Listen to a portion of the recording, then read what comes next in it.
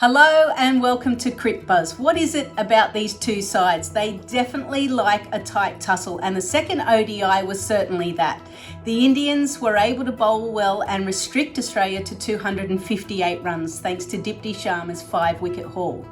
Then the Indian side were absolutely cruising. They needed 41 runs off 38 deliveries with 6 wickets in hand, but they managed to lose. Australia were able to prise open the Indian batting order, and in the end, the World Cup champions won by 3 runs.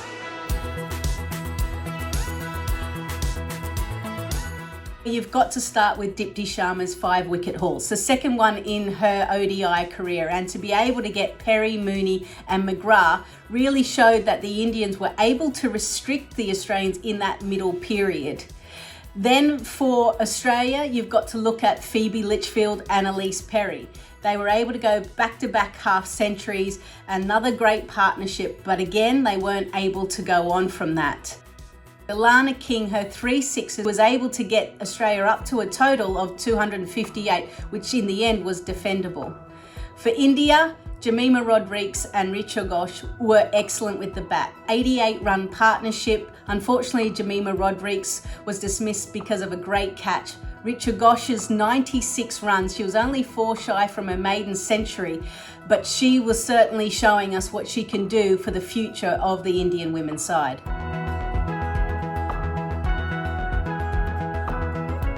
There were a lot of players that contributed, but I look at the match-winning performance and it has to be Annabelle Sutherland.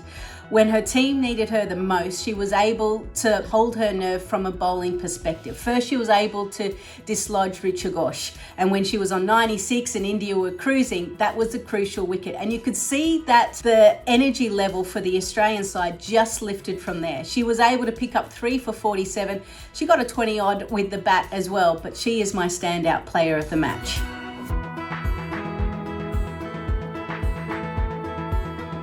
Can you believe it? 11 catches were dropped in the one-day internationals, 7 unfortunately for India, and they say catches win matches. It's really important that both sides lift their game, because if they want to contend in World Cups, which is coming up next year, you need to win those key moments.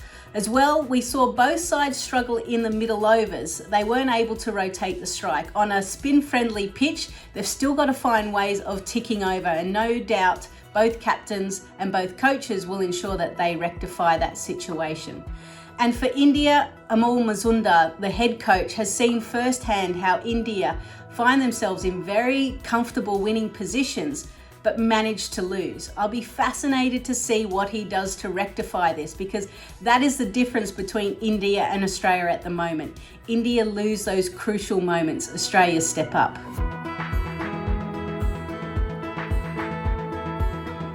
Well, first, it's New Year's Eve, so Happy New Year's to everyone, and I hope that 2024 is an exciting year for you all and we see plenty more cricket. But these two sides will go head-to-head in the third ODI on the 2nd of January.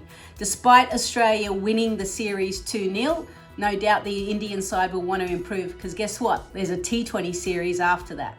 Make sure you tune in to Cricbuzz for all of the action and the recap.